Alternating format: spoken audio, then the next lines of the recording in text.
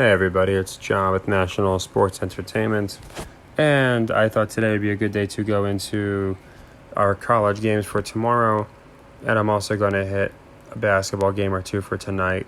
To be honest, there was not a college game tonight that I liked through Tuesday through Friday. I try and be selective. I know it's not a lot going on, so we want to play those games, but the only one I really liked was the under on Memphis, which we did hit. So there's nothing here of these games that I love, but what I can tell you what I do love, and it's some Saturday games. So I'm going to cover them first, and then I'll get into the basketball games. So actually, I'm going to reverse it just because there's more Saturday games that I'm picking than I am basketball games. So I'll just go into this. That way also, if you're just watching the video, this part will be done for you. So if you just wanted to get your pick in by 7. So looking at these games, there weren't a bunch that jumped out to me. There are a couple that I do like, and it's for an obvious reason. It's just because of my metric with the against the spread. And for that reason, I do like, at first I was looking at this one because it looks like a trap as well. We have Milwaukee here, who is obviously 10-1, even with Giannis and Drew. I know those are the main guys, but you'd be surprised at the amount of people that'll blindly still pick Milwaukee just because they are Milwaukee. So I still think a lot of the public's going to be on Milwaukee, and this is a great excuse to give them a loss. So I do like San Antonio in this game. You could pick them money line -2. I do like them. Like I said, they've painted that this team is nothing without Giannis. Maybe this is the game where you don't have Giannis or Drew, so they really point out this is why you need Chris Middleton, because one guy goes down and this team is horrible. They did that at the end of last year when they sat their starters toward the end of the season. They couldn't function. So this is the first opportunity of it happening this year. So I do think there's a good chance that it does. And then the other game I liked tonight was, and it's another metric game. Normally I would look at it and think it might be a trap because as good as they've started, I don't think many people have Cleveland in Golden State's tier. Maybe some do.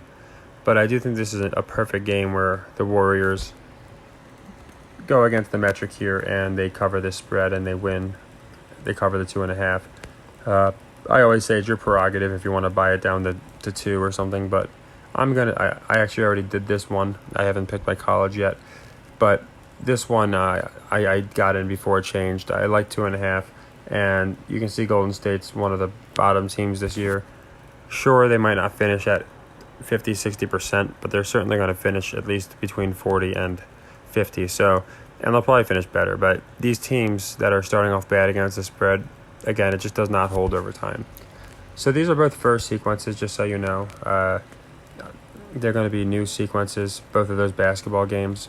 Warriors -2.5, as well as the Spurs -2, I think it was. Now, the other games that I like, and they're going to be for the Saturday. The first one that I really do like is and I'm going to cover them in order because it's going to become a fourth leg if it doesn't come through, because I like two teams a lot. The first one I like is I love Texas +7, and I'm going to show you why. There's a few reasons, of course, but the biggest reason I like Texas +7 is I went over a few times before that you can't have a handful of teams going into the end of the season undefeated. You can maybe have 2. I don't see you getting away with 3. I don't. It's going to make it very difficult, and I don't think it'll make any team stand out. So we're at 4 undefeated teams, and TCU is also getting a trap line where they're getting 7 points. Now, we've seen them do this all year, and on many occasions they've wound up losing they'll move the line to 7.5, and they'll wind up covering, or something to that effect. But I just think they lose. I think that's why they're 7-point dogs.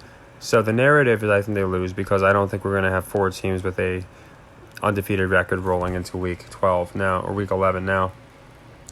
Do they lose by 7 points is the other question, because they're 7-point underdogs. And I do think they do. I think it's an important game. They're trying to establish the absolute top teams. And I think it's important that people I think now's the time, just like I brought up a few weeks ago with Kansas, how like Cinderella stories come to an end. And not that TCU is going anywhere. They're going to have a great ranking regardless. But I do think it's time TCU lost. I think they come off the undefeated record. As you can see, the other teams, you got Michigan, Ohio State. They're not playing any teams that are in any kind of jeopardy of upsetting them. It would be a colossal upset. But surprisingly, and again, I think it's a trap line, we do have TCU. I think they're the 7:30 game.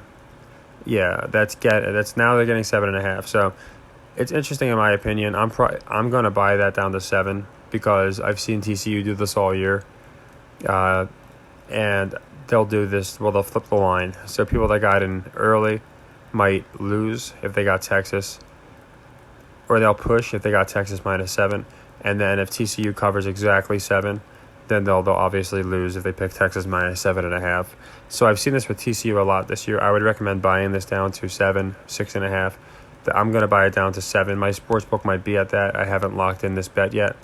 But, yeah, I just don't think they continue undefeated. And even, like I said, of all the teams that I see, I don't see any other team possibly being upset here. So it just makes sense. And I think the spread gets covered because people are going to be all over 4th-ranked TCU, who has looked unstoppable this year, plus 7, 7.5. So that's a third leg. And the reason I said I have 2 that are contingent on each other, and my page is seeming to spaz out right now, is because the 4th leg is actually going to be TCU, should it come to that. The 3rd leg is going to be before that because it's a 3 o'clock game. And for the 3rd leg, I do like, once I can get the basketball here, or football, I'm sorry.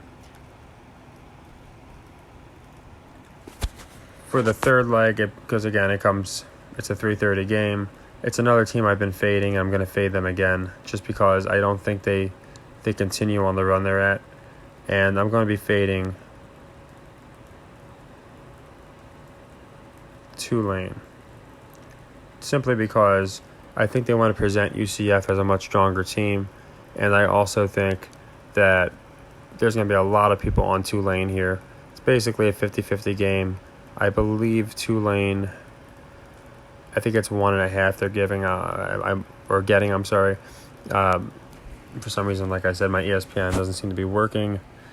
But I do like fading Tulane here. So the 3rd leg of our Miami Heat loss, we are going to be fading Tulane, taking UCF, and we're going to be taking them to, I believe it's about 2.5, 1.5, 2.5. But again, I'm playing the metric. So whether it's 1.5, 2.5, we're taking UCF to cover. And that's going to be the leg 3. Should UCF not cover and Tulane does, leg 4 will become, we're taking Texas to cover, but we're going to buy it down to 7. So those are the 2 main ones that jump out at me that I really like. Like I said, I want to close out sequences, but I also want to play new ones. So those 2 would close out, like I said, that Miami sequence, and it probably won't come to that. So should Tulane not cover, like I don't think they will, and we win that one, then of course TCU Texas would become a new sequence because we would already have won the sequence before that. Another team that I like, just because I think a lot of people are going to be fading them, and yeah, ESPN's not working, but you guys obviously know who I'm talking about. So I like Miami. I think they don't go 1-9 against the spread. They just, again, certain metrics just don't hold up, and I'm not saying it's impossible, but if you look at the against the spreads here, another reason I'm fading TCU, they've covered a lot of spreads. Usually only about one team will finish. Actually, I went back and checked. It took me going back to 2012 to find the last team that finished with only one loss against the spread. It was Northeastern back in 2012. So you can see how seldom it happens. That's why I'm so strongly fading Tulane and TCU. Now, on the other end, we have 1-8 Miami, and it works conversely. You don't have teams that very often finish with one win against the spread. Very often, you'll have a bunch of teams finish with 2, but you rarely have the one. And if you do, again, it's usually 3, 4, 5 years, and then you might get one team that did it. And usually, furthermore, you did have Stanford do it a couple years ago, and you have some surprising teams, but it's typically not a renowned team like Miami, Florida that finishes that bad against the spread. So I really don't think they lose. So I like taking Miami. I believe they're getting, I could be wrong, they're playing like Georgia Tech, I think it is. See if this works this last time. Sometimes it works if you go back into it. I think they're playing Georgia Tech, and both not great teams, but I think it's a perfect game where so many people are going to be fading Miami because of how bad they've been playing. I do think it's a good opportunity for Miami to win this game, so just based off of, Miami's getting 1.5. I will take them with the 1.5 because the things I've seen out of them this year, I would not be surprised if they won by 1 point. So I'm not taking the money line. I'm going to take them plus the 1.5. So again, in short, and it's funny I mentioned Northwestern. The 1 year they finished 9-1 or 10-1 against the spread, and this year they're 1-8 in general. So I guess this isn't their year, but no, it's rare. Like I said, that a team will finish with 1 on the under over or on the cover in the spread or not cover in the spread. Typically, your best teams and your worst teams are going to be at 2. That's just what I've noticed. So that's why I'm so strongly taking Miami here to cover that Georgia Tech spread and so strongly fading both Tulane and TCU. I also think, as I said, TCU needs to lose so there's not 4 undefeated teams. I think they need to establish the absolute best teams, such as Georgia, Ohio State, Tennessee. And then Michigan's an interesting one, too, because there's no reason they should lose. So, looking through the other games, a lot of them we can call coin flips. Now, I think you know my opinion on the over-unders. It's really the same as my opinion on the spreads. You just don't have teams like Houston, and Rice go to 9-1. We've seen ridiculous things happen, but again, I think Houston, did they play Thursday? Let me see when Houston played last. I think they do play this. I think they played Saturday, so they should play this Saturday. But I do like the under, once I find them, on Houston as well as Rice. Just because, again, I don't see these teams going. Yeah, so Rice, Western Kentucky. This one, we're going to be taking the under whatever it is. Okay, that's the first sequence. And I'll update my log. Like I said, we're picking a lot of games, so I'm just trying to get them out to you guys. But yeah, Rice, I definitely like the under on that game. And Houston should be in here as well. I have a better idea, so we're just going to go to Houston versus, and they're playing St. Joseph's. Okay, that's basketball. I was going to say St. Joseph's, that's odd. So they're playing Temple, that's tomorrow as well. So again, we like the under there. The over-under, it should show it here. I guess it's not. Either way, we like the under on Houston and Rice. And as far as the games, I am fading Tulane. And again, these are all spreads, of course. I'm fading Tulane. I'm fading TCU. TCU is going to be a 4th leg of Tulane, okay? So should Tulane not win, of course, we're going to go TCU on the 4th leg. As you see, or not TCU, Texas. And as you can see, I do have Texas here. Now, I have... Hold on, sorry. I don't know why I wrote plus. So, as I've gone over in the past, should Tulane not cover their spread, we will be simply adding to Texas to make it a 4th leg. So, Tulane has become a 3rd leg, essentially, of this one here, of this sequence 97. We put out about 90-something, so that's why we're betting 130 to win a little bit of a profit, about $25 profit, $30 profit. And then, should that one not come through, like I said, well, since I've officially changed it, I just want you guys to see exactly what I'm betting. So it's going to be Tulane here. And I honestly have no idea what the spread is, so I'm just going to write cover spread, because I haven't locked this one in yet. And this one's going to be the 130, okay? I figure I always forget to do this, and people ask, so I wanted to do it. Now, what that means is, essentially, Texas will be to be determined because if, and I believe they will, UCF covers. Sorry. That's a big mistake that I don't want to make. We are definitely fading Tulane, okay? We're fading them. So we're taking UCF to cover that spread. I know I wrote Tulane. So we are fading Tulane, taking UCF to cover that spread for the same amount that I had Texas covering the spread. Now, obviously, should Tulane cover and UCF not cover, then this one's going to become leg 4, and it's going to be somewhere in the 200s, which is fine because, again, I'm playing the long-term metrics. But I wanted to clarify that so everybody could see exactly how I do my systems. Like I said, audibles need to be made sometimes. So in this case, since they play at 3:30 and TCU plays at 7, I have to take them in order. And it's too good of a leg 3 and 4 not to take advantage of. So say Tulane does, they go to 9-1. I just really think the odds of TCU also doing the same, covering the spread, and you having this many teams with just 1 loss, 0 losses, I just don't see it. So I think the Tulane game, I think the TCU one is going to be heavily contingent on the Tulane one. And that's why I like them both in the same sequence. And that's why I chose to make Tulane leg 3, fading Tulane. I can't say that enough. Taking UCF. UCF leg 3. And then, of course, we're going to be taking Texas to beat TCU and cover that spread for the leg 4 if it should come to it. The over-unders, again, they're basically contingent at this point. If you follow my channel, then you know right here's a perfect example. That was a loss.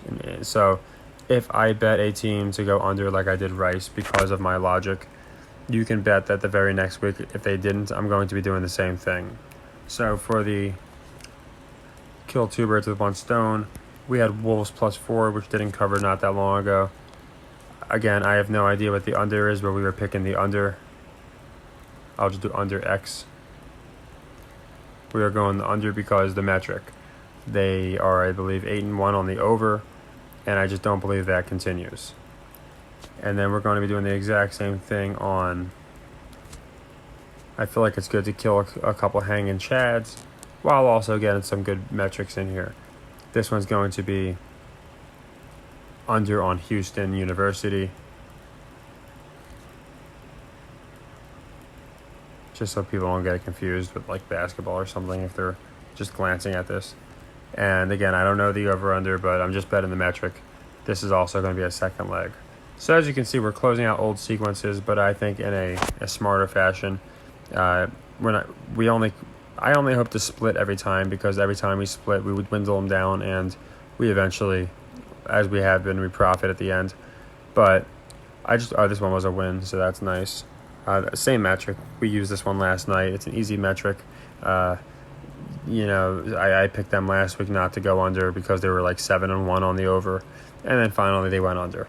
So between Houston and Rice, I think one, if not both, go under. But those are officially my picks. It's going to be the under on both the Rice game and the Houston game. It's going to be taking the Miami University Hurricanes to cover the 1.5. I am taking them with that 1.5. I'm taking Texas. It's going to be -7. So if it's 7.5, I would recommend buying that half a point. And if you want to, you can buy the whole point, but on a leg 3, or actually it would be a leg 4 if Tulane doesn't cover. You're going to be paying a lot more juice for that point. So I'll probably only buy the half. And then the one preceding that, I like to fade Tulane and go with UCF to cover the spread there. So I'll go into any more, but those are definitely the ones I like for the early games. And I want to go into some later games too, and the basketball. So if I see other football games tomorrow that fit the metric that I might have looked over, I'll certainly go into them. Or if there's one that you want me to cover, looks like a trap, etc., just let me know and I will go into it. But I just really wanted to go into the ones that I've noticed fit the metric, and because of the story and a myriad of factors, I do think that they're safe picks. So take care, everybody, and happy earnings.